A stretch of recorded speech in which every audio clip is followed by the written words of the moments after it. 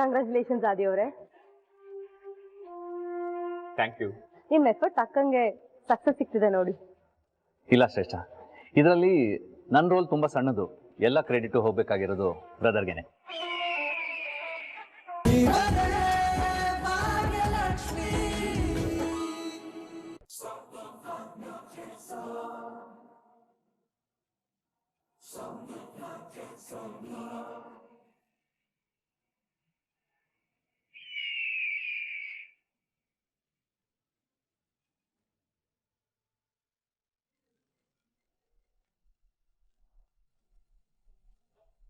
ನಿಮ್ಮಮ್ಮ ಎಷ್ಟು stone hearted ಅಂತ.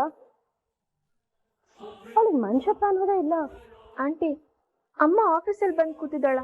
ನನಗೆ ನಿಜವಾಗ್ಲೂ ನಂಬಕ್ಕಾಗ್ತಿಲ್ಲ. ನಂಬಲೇಬೇಕು ತನ್ವಿ ಪುಟ್ಟ, ಇದೇ ನಿಮ್ಮಮ್ಮನ ನಿಜವಾದ ಮುಖ. ನೀನ್ ನೋಡಿದ್ರೆ ಅಲ್ಲಿ ಟೆನ್ಷನ್ ಮಾಡ್ಕೊಂಡಿದ್ಯಾ, ಅಯ್ಯೋ ಪೂಜಾ ಸಿಕ್ಕಿಗೆ ಹಾಗಾಯ್ತು ಹೀಗಾಯ್ತು ಅಂತ. ಬಟ್ ನಿಮ್ಮಮ್ಮಂಗೆ ಆ ಟೆನ್ಷನ್ ಇದೆಯಾ? ಆ ಟೆನ್ಷನ್ ಇದ್ದಿದ್ರೆ ಅವಳು ಈ ಥರ ಆಫೀಸಿಗೆ ಬರ್ತಿದ್ಲಾ? ಆಂಟಿ, ನನಗೆ ಏನ್ ಹೇಳ್ಬೇಕು ಅಂತ ಗೊತ್ತಾಗ್ತಿಲ್ಲ. ಅಮ್ಮ ಯಾಕೆ ಹೀಗೆ ಮಾಡ್ತಿದ್ದಾಳ? ಯಾಕಂದ್ರೆ ಅವ್ಳಿಗೆ ಯಾರು ಎಮೋಷನ್ಸ್ ಇಲ್ಲ ಪುಟ್ಟ. ನೀನು ಹಾಸ್ಪಿಟಲ್ಗೆ ಹೋದ್ರೆ ಇವಳ ಮುಖ ನೋಡ್ಬೇಕಾಗತ್ತೆ, ಆಮೇಲೆ ಇವಳು ಬೈತಾಳೆ, ನೀನ್ ಡಿಸ್ಟರ್ಬ್ ಆಗ್ಬೇಕಾಗತ್ತೆ ಅಂತ ಆಫೀಸಿಗೆ ಬಂದಿದ ತಕ್ಷಣ ಇವಳು ಇದಳೋ ಇಲ್ವೋ ಅಂತ ನೋಡ್ಕೊಂಡು ಕನ್ಫರ್ಮ್ ಮಾಡ್ಕೊಂಡು ಆಮೇಲೆ ನಿನ್ನ ಕರ್ಕೊಂಡು ಹೋಗೋಣ ಅನ್ಕೊಂಡೆ. ನೋಡಿದ್ರೆ ನಿಮ್ಮಮ್ಮ ಆಫೀಸಲ್ಲೇ ಇದ್ದಾಳೆ. ನೀನೇ ಹೇಳು, ನಿನ್ಗೆ ಇಷ್ಟು ಫೀಲ್ ಆಗ್ತಿದೆ, ಇನ್ನ ಪೂಜೆ ಸಿಕ್ಕಿಗೆ ಹೇಗಾಗಿರ್ಬೇಡ. ಜೊತೆಗೆ ಬೆಳೆದವಳು ಅವಳ ತಂಗಿ ಏನೋ ಫೀಲು ನಿಮ್ಮ ಅಮ್ಮಂಗೆ ಇದ್ದಿದ್ರೆ ಆ ತರ ಹಾಸ್ಪಿಟಲ್ ಅಲ್ಲಿ ಬಿಟ್ಟು ಈ ತರ ಆಫೀಸಿಗೆ ಬರ್ತಿದ್ಲಾ? ಆಂಟಿ, ನನಗೆ ತುಂಬಾ ಬೇಜಾರಾಗ್ತಿದೆ. ನನಗೆ ನಿಜವಾಗ್ಲೂ ನಂಬಕ್ಕಾಗ್ತಿಲ್ಲ. ನಂಬಲೇಬೇಕು ತಂದೆ ಪುಟ್ಟ, ಇದೇ ಸತ್ಯ. ಯಾಕಂದ್ರೆ ಇವ್ರು ಯಾವಾಗ್ಲೂ ಅವಳ ಬಗ್ಗೆ ಯೋಚನೆ ಮಾಡ್ತಾಳೆ.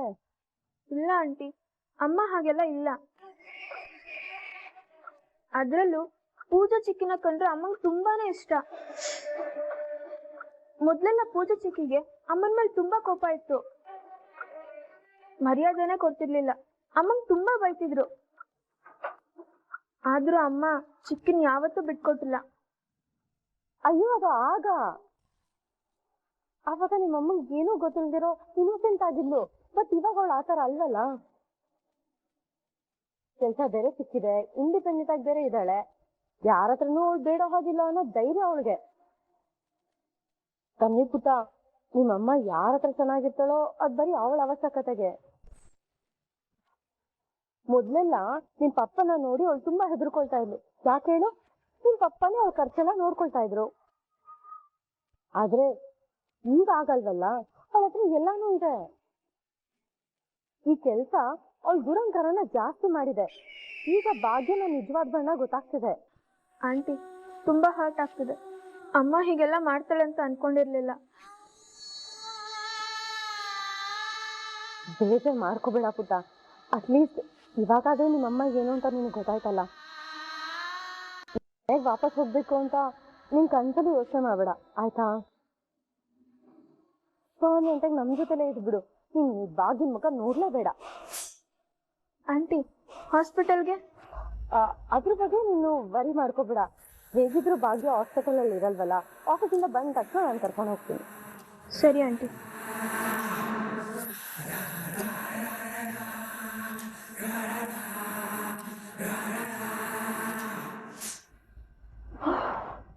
ಅಪ್ಪ, ಅಂತೂ ನನ್ ಕೆಲಸ ಆಯ್ತು. ತಂದೆ ಏನಾದ್ರು ಹಾಸ್ಪಿಟಲ್ಗೆ ಹೋಗಿದ್ರೆ ಅಮ್ಮ ಮಗಳು ಒಂದಾಗ್ಬಿಟ್ಟಿರೋರು. ಅದಕ್ಕೆ ನಾನ್ ಬಿಟ್ಬಿಡ್ತೀನ? ಇನ್ನೂ ಈ ಗ್ಯಾಪ್ನ ಜಾಸ್ತಿ ಮಾಡ್ತೀನಿ. ಒಬ್ಬೊಬ್ಬರನ್ನ ನನ್ನ ಕಡೆ ಹೇಳ್ಕೊಂಡು ಆ ಭಾಗ್ಯನ ನಾನು ಮಂಟಿ ಮಾಡ್ತೀನಿ. ಹೆಜ್ಜೆ ಹೆಜ್ಜೆಗೂ ನಿನ್ನ ತೋಲಿಸ್ತೀನಿ ಭಾಗ್ಯ.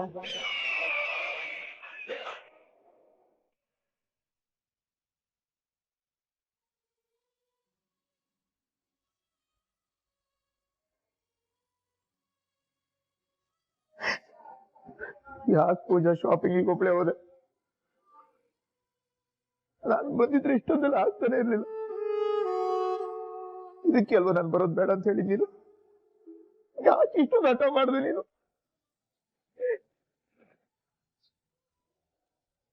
ಇಲ್ಲ ನಿನಗ್ ಬೈದು ಏನು ಮಾಡಲ್ಲ, ನನಗ್ ನಾನೇ ಬೈಕೋಬೇಕು. ನೀನ್ ಬೇಡ ಬೇಡ ಅಂದ್ರೂ ನಾನು ಒಪ್ಕೊಂಡಲ್ಲ, ಅದೇ ನಾನು ಮಾಡಿದ ತಪ್ಪು. ಎಲ್ಲ ನನ್ನ ಕರ್ಮ.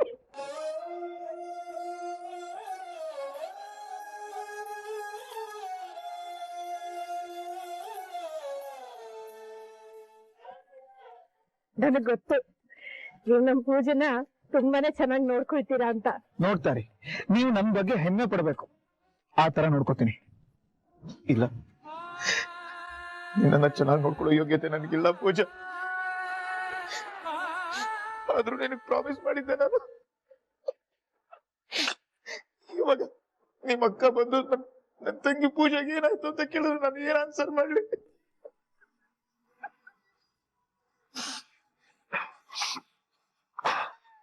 ಇಲ್ಲ ಇಲ್ಲ ಇಲ್ಲ, ನಾನು ಅಳ್ಬಾರ್ದು. ಪೂಜಂಗೆ ಅಂತದ್ ಏನೂ ಆಗಿಲ್ಲ. ಅವಳು ಚೆನ್ನಾಗಿದ್ದಾಳೆ.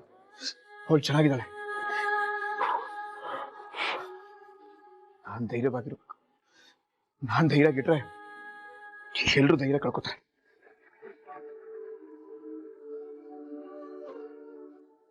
ನೋಡು ಪೂಜಾ, ನಾಳೆ ಒಳಗಡೆ ನೀನ್ ಹುಷಾರಾಗ್ಲೇಬೇಕು. ನಾನು ನಿನ್ಗೆ ಜಾಸ್ತಿ ಟೈಮ್ ಕೊಡಲ್ಲ. ಹಾಗೆ ನೋಡಕ್ ಹೋದ್ರೆ ಜೀವನದಲ್ಲಿ ಅದು ಎಂತ ಕಷ್ಟಗಳನ್ನು ನೋಡಿದೀನಿ ನೀನು. ನನಗಿಂತ ಸ್ಟ್ರಾಂಗ್ ನೀನು. ಇದೆಲ್ಲ ನಿನಗೆ ಲೆಕ್ಕನೇ ಅಲ್ಲ.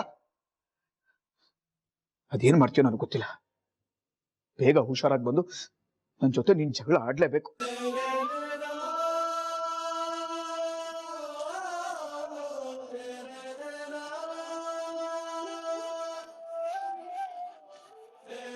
ಪೂಜಾ, ಬೇಗ ಬರ್ತೀಯ ತಾನೆ?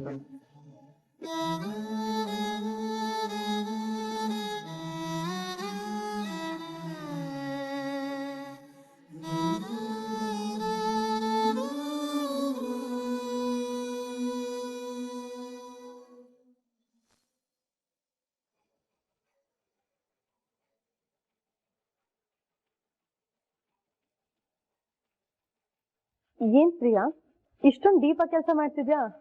ಭಾಗ್ಯ ಮೇಡಮ್ ಒಂದು ಟಾಸ್ಕ್ ಕೊಟ್ಟಿದ್ದಾರೆ, ಅವ್ರು ಕೊಟ್ಮೇಲೆ ಮಾಡ್ಲೇಬೇಕಲ್ವ ಮೇಡಮ್? ನೀನ್ ಏನೇ ಹೇಳು ಪ್ರಿಯಾ, ಭಾಗ್ಯನ್ ಡೆಡಿಕೇಶನ್ ಲೆವೆಲೇ ಬೇರೆ. ನಿಂಗೊಂದ್ ವಿಷಯ ಗೊತ್ತಾ? ಏನು? ಭಾಗ್ಯ ಇದ್ದಾಳಲ್ಲ, ಅವ್ರ ತಂಗಿಗೆ ಆಕ್ಸಿಡೆಂಟ್ ಆಗಿದೆ. ಅವಳು ICU ಅಲ್ಲಿ ಇದ್ದಾಳೆ.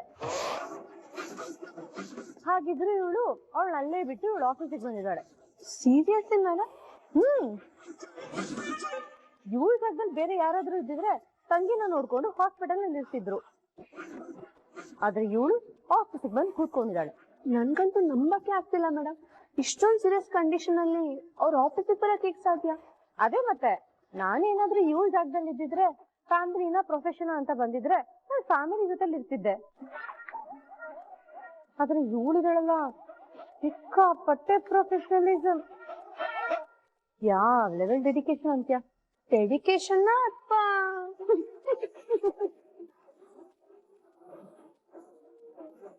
ನಿಮ್ಗೂ ಗೊತ್ತಾಯ್ತಾ ಪ್ರಿಯಾ, ಇದು ಡೆಡಿಕೇಶನ್ ಅಲ್ಲ ಬೇರೆ ಏನೋ ಇದೆ ಅಂತ? ಹಾ ಮೇಡಮ್, ಯಾವಾಗ 10ನೇ ಕ್ಲಾಸ್ ಪಾಸ್ ಆಗಿರೋ ಭಾಗ್ಯ ಮೇಡಮ್ ಈ ಟ್ರಸ್ಟ್ ಅಲ್ಲಿ ಹೈಯರ್ ಪೋಸ್ಟ್ ತಗೊಂಡ್ರು ಅವಾಗ್ಲೇ ನಂಗೆ ಅರ್ಥ ಆಗ್ಬೇಕಾಗಿತ್ತು. ಬಟ್ ನಂಗೆ ಈಗ ಅರ್ಥ ಆಗ್ತಿದೆ ಅಷ್ಟೇ. ಭಾಗ್ಯ, ನೀನ್ ಆಫೀಸ್ ಒಳಗಡೆ ಕಾಲ್ ಇಡಕ್ ಆಗ್ಬಾರ್ದು. ಆ ಲೆವೆಲ್ ನಿನ್ ಹೆಸರನ್ನ ಹಾಳು ಮಾಡ್ತೀನಿ. ನಾನ್ ನೋಡಿ ಡಬಲ್ ಡಿಗ್ರಿ ಮಾಡ್ಕೊಂಡು ರಿಸೆಪ್ಷನಿಸ್ಟ್ ಕೆಲಸ ಮಾಡ್ತಾ ಇದ್ದೀನಿ. ಏನ್ ಮಾಡಕ್ಕಾಗತ್ತೆ ಪ್ರಿಯಾ, ಎಲ್ರು ಭಾಗ್ಯನ್ ತರ ಇರಕ್ಕಾಗುತ್ತಾ? ನಮ್ಗೆಲ್ಲ ರೆಸ್ಪೆಕ್ಟ್ ಮುಖ್ಯ. ಕೆಲವರು ನೋಡು, ಒಳ್ಳೆ ಸ್ಥಾನಕ್ಕೆ ಹೋಗ್ಬೇಕು ಅಂದ್ರೆ ಏನ್ ಬೇಕಾದ್ರೂ ಮಾಡ್ತಾರೆ. ಹೌದೌದು ಮೇಡಮ್, ನೀವ್ ಹೇಳೋದು ನಿಜಾನೇ. ಅರೆ ಪ್ರಿಯಾ, ಇಲ್ಲೇ ಇದ್ದೀರಾ? ಎಲ್ರೂ ಅಸೆಂಬಲ್ ಆಗಕ್ಕೆ ಹೇಳ್ತೀರಾ? Okay sir. ನೀವು ಬನ್ನಿ.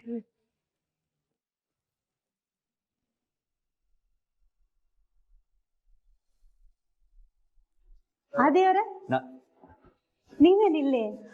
ಒಂದು ವಿಷಯ ಹೇಳೋದಿತ್ತು, ಅದಕ್ಕೆ ಬಂದೆ. ನಾನು ಎಲ್ರೂ ಇಲ್ಲಿ ಯಾಕೆ ಅಸೆಂಬಲ್ ಆಗೋಕೆ ಹೇಳಿದೆ ಅಂತಂದ್ರೆ, ಒಂದು ಮುಖ್ಯವಾದ ವಿಷಯ ನಿಮ್ಮೆಲ್ರಿಗೂ ಹೇಳೋದಿದೆ. ನಮ್ಮ ಒಂದಷ್ಟು ಪ್ರಾಜೆಕ್ಟ್ಗಳಿಗೆ US ಕಂಪನಿ ಒಂದು ಇನ್ವೆಸ್ಟ್ ಮಾಡ್ತಾ ಇದೆ. ನಿಮ್ ಜೊತೆ ಟೈಅಪ್ ಆಗ್ತೀವಿ ಅಂತ ಹೇಳಿದ್ದಾರೆ.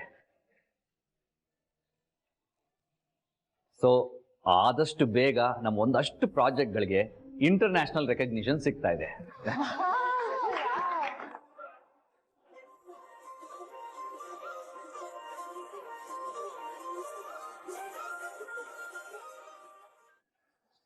Congrats to you all. Congratulations ಆದಿಯವರೇ. ಭಾಗ್ಯ,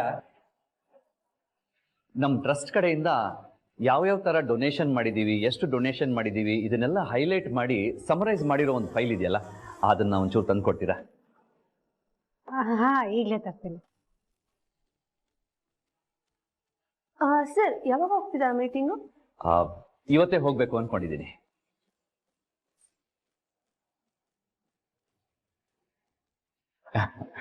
ಆದಿಯವರೇ, ಎಂತ ಒಳ್ಳೆ ವಿಷಯ ಹೇಳಿದ್ರಿ ಗೊತ್ತಾ, ಕೇಳಿ ತುಂಬಾನೇ ಖುಷಿ ಆಯ್ತು.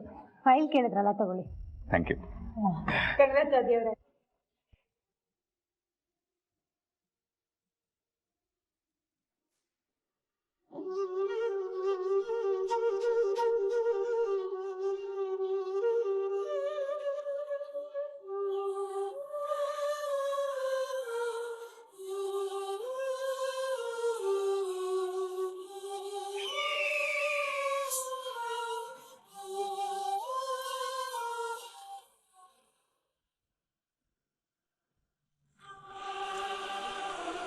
ಪ್ರಾಜೆಕ್ಟ್ಗೋಸ್ಕರ ಕಷ್ಟಪಟ್ಟಿತ್ತು ನನ್ನ ಗಂಡ.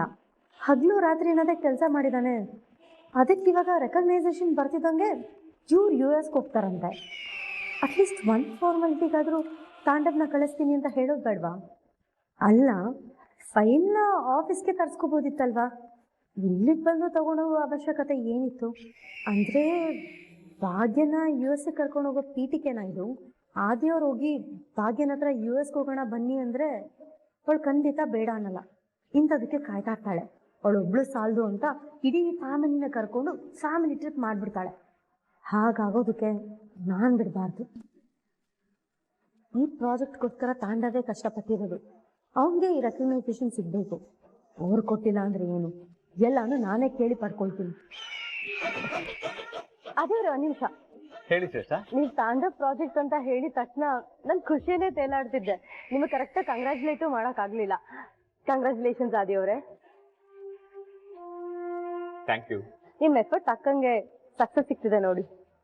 ಇಲ್ಲ ಶ್ರೇಷ್ಠ, ಇದರಲ್ಲಿ ನನ್ನ ರೋಲ್ ತುಂಬಾ ಸಣ್ಣದು. ಎಲ್ಲ ಕ್ರೆಡಿಟ್ ಹೋಗ್ಬೇಕಾಗಿರೋದು ಬ್ರದರ್ಗೆನೆ. ಅಲ್ಲ, ಎಲ್ಲ ಕ್ರೆಡಿಟ್ ಅವನಿಗೆ ಸೇರ್ಬೇಕು ಅಂದ್ರೆ US-ಗೆ ಅವನು ಹೋಗೋ ಬದಲು ನೀವು ಯಾಕೆ ಹೋಗ್ತಿದ್ದೀರಾ? ಶ್ರೇಷ್ಠ, ಏನ್ ಯೋಚನೆ ಮಾಡ್ತಾ ಇದ್ದೀರಾ? ಆಕ್ಚುಲಿ ನಿಮ್ಮ ಹತ್ರ ಒಂದು ವಿಷಯ ಮಾತಾಡೋದಿತ್ತು. ಹೇಳಿ ಶ್ರೇಷ್ಠ, ಏನದು? ಅದೇ ಆದಿಯವರೇ, ಈ ಪ್ರಾಜೆಕ್ಟ್ ಅಲ್ಲಿ ತಾಂಡವ್ ಎಷ್ಟು ಇನ್ವಾಲ್ವ್ ಆಗಿದ್ದಾನೆ ಅಂತ ನಿಮಗೂ ಗೊತ್ತು. ಇದು ಒಂದು ಡ್ರೀಮ್ ಪ್ರಾಜೆಕ್ಟ್. ಇನ್ಫ್ಯಾಕ್ಟ್ ಅವ್ನು ತುಂಬಾ ಎಫರ್ಟು ಹಾಕಿದ್ದಾನೆ. ಅದನ್ನ ನೀವು ಕೂಡ ಹೇಳಿದ್ದೀರಾ. ಎಸ್, ಖಂಡಿತವಾಗ್ಲೂ ಅದು ಒಪ್ಕೋಬೇಕಾಗಿರೋ ವಿಷಯನೇ. ಹಾಗಿದ್ದಾಗ ಶ್ರೇಷ್ಠ, ಏನ್ ಹೇಳ್ಬೇಕು ಅಂತಿದ್ದೀರಾ ಅದು ಹೇಳಿ, ಪರವಾಗಿಲ್ಲ. US-ಗೆ ಅವನೇ ಹೋದ್ರೆ ಒಳ್ಳೇದಲ್ವಾ? ಅವ್ನ್ ಕಷ್ಟಪಟ್ಟು ಕೆಲಸ ಮಾಡಿದಕ್ಕೆ ಸಕ್ಸಸ್ ಸಿಕ್ತು ಅಂತ ಮೊರಲ್ ಕೂಡ ಬೂಸ್ಟಪ್ ಆಗತ್ತಲ್ವಾ? ಹೌದಲ್ವಾ? You are right. ಆಕ್ಚುಲಿ ನಾನು ಈ ಪಾಯಿಂಟ್ ಆಫ್ ವ್ಯೂ ಅಲ್ಲಿ ಯೋಚನೆ ಮಾಡಿರ್ಲಿಲ್ಲ ನೋಡಿ. ನನಗೂ ಹೋಗಕ್ ಮನ್ಸಿರ್ಲಿಲ್ಲ. ಮನೆಯಲ್ಲೆಲ್ಲ ಸಮಸ್ಯೆ ನಡೀತಾ ಇದೆ. ಹೀಗಿರುವಾಗ ಯಾರನ್ನ ಕಳ್ಸೋದು ಅಂತ ಯೋಚನೆ ಮಾಡ್ತಾ ಇದ್ದೆ. ಬ್ರದರ್ ಬಗ್ಗೆ ನನಗೆ ಹೊಳಿಲೇ ಇಲ್ಲ ನೋಡಿ.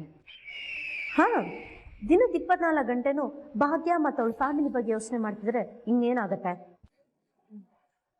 ಸೂಪರ್ ಶ್ರೇಷ್ಠ ನೀವು. ಈ ಪ್ರಾಜೆಕ್ಟ್ ಶುರುವಾಗಿದ್ದೆ ಬ್ರದರಿಂದ. ಹಾಗಾಗಿ ಬ್ರದರ್ ಹೋದ್ರೇನೆ ಇದಕ್ಕೊಂದು ವ್ಯಾಲ್ಯೂ. ಎಸ್, ಅದೇನೇ ಆದ್ರೂ US ಮೀಟಿಂಗ್ಗೆ ಬ್ರದರೇ ಹೋಗ್ತಾ ಇದ್ದಾರೆ. ಥ್ಯಾಂಕ್ ಯು ಸೋ ಮಚ್ ಆದಿ ಅವರೇ. ವೆಲ್ಕಮ್ ಶ್ರೇಷ್ಠ.